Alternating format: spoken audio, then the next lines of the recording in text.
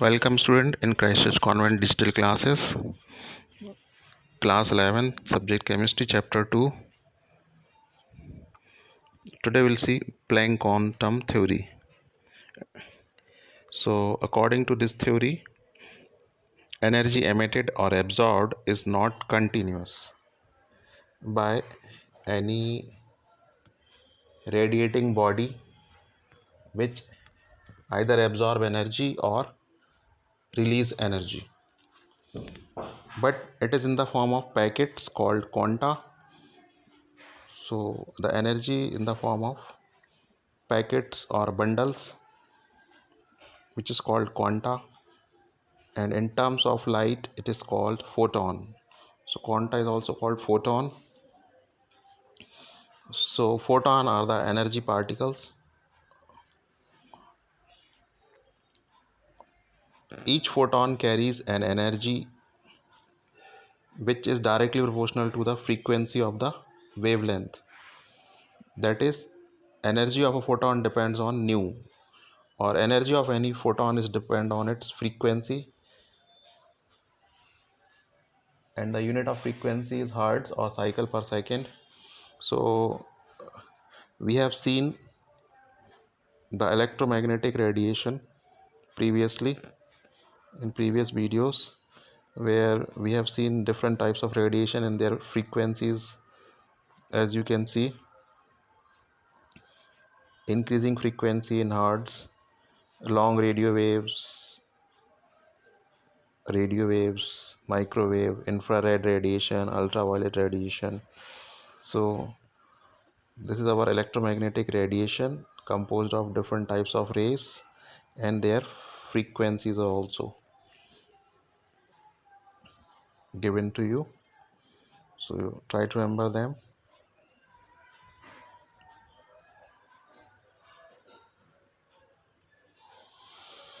So there are different frequencies, and radiation of different frequencies are there, or mathematically E is equal to h nu, where nu is the frequency of radiation, and value of h, which is also called Planck constant. H is known as Planck constant, and its value is 6.634 into 10 raised to power minus 34 joule second.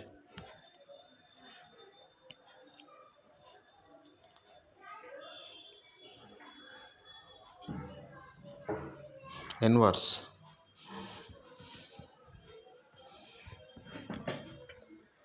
Joule second.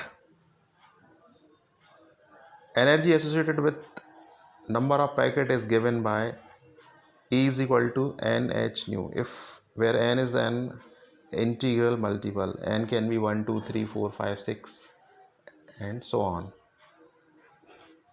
This formula can also be written as E is equal to nhc upon lambda, because we know frequency is equal to speed of light upon wavelength.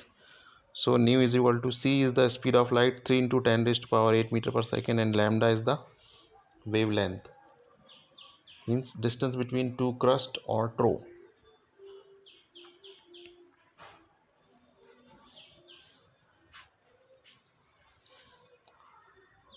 Explanation of black body and photoelectric effect on the basis of quantum theory. For ejection of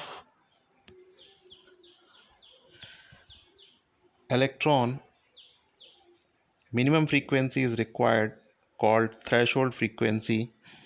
Let's say light that falls on any surface of metal like cesium has energy equal to h nu. Out of this, any light, or you can say radiation, which falls on a metal surface like cesium has energy equal to h nu. Out of this, h amount of h is used, amount of h nu is used as a binding energy, and the rest is given electron as a kinetic energy. So mathematically you can write S is equal to h nu.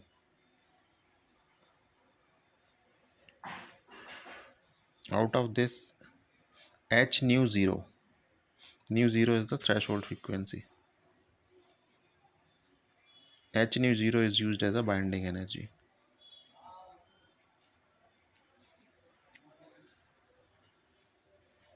And rest is given to electron as a kinetic energy.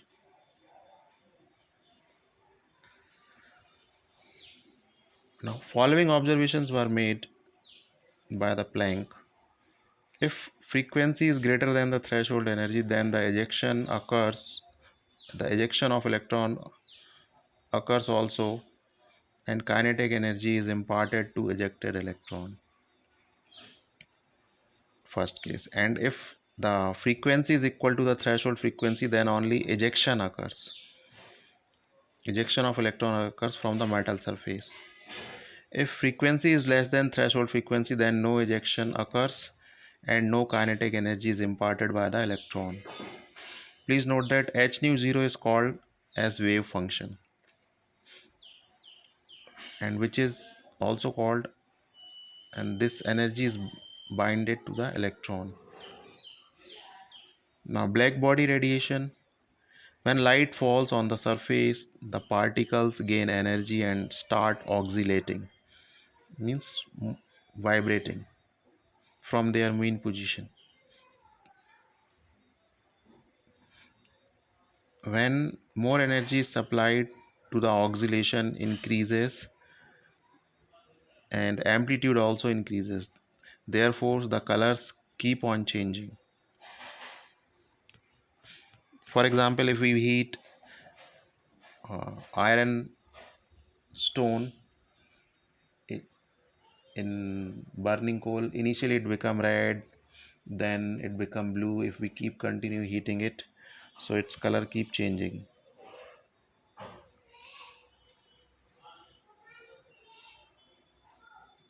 Now, one mathematical problem is given to you. Calculate the energy of a mole of a photon of radiation whose frequency is given to you is 5 into 10 raised to power 14 hertz. So we have the formula: energy of one photon E is equal to h nu. What is the value of h? It is 6.626 here is taken into 10 raised to power minus 34 joule second. And what is the value of frequency? 5 into 10 raised to power 14 second inverse. So we multiply these two: 6.6626 10 raised to power minus 34 joule, and so minus 34 plus 14 will get minus 19, and 6.626 and 5 is multiplied, then we'll get 3.313. So if we simplify this,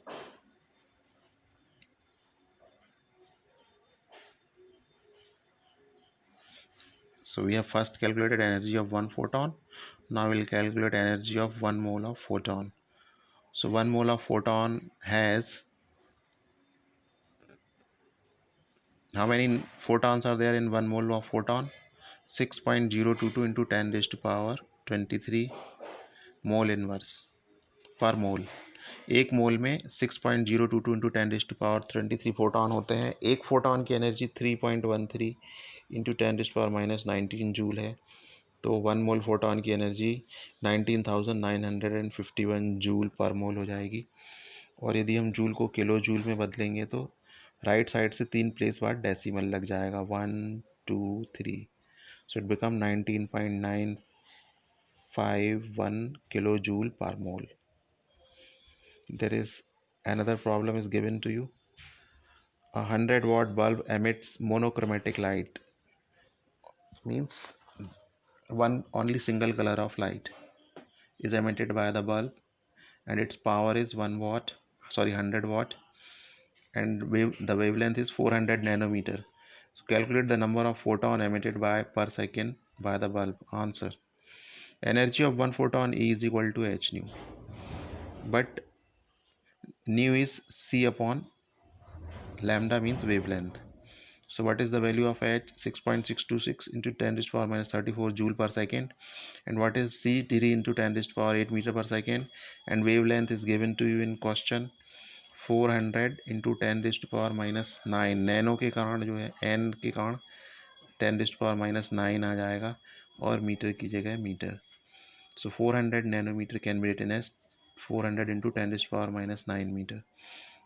So energy of one photon is so and so. So number of photon emitted,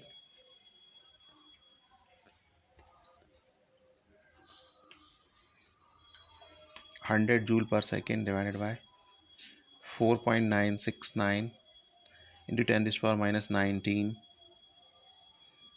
joule. So we'll get 2.012 into 10 raised to power 20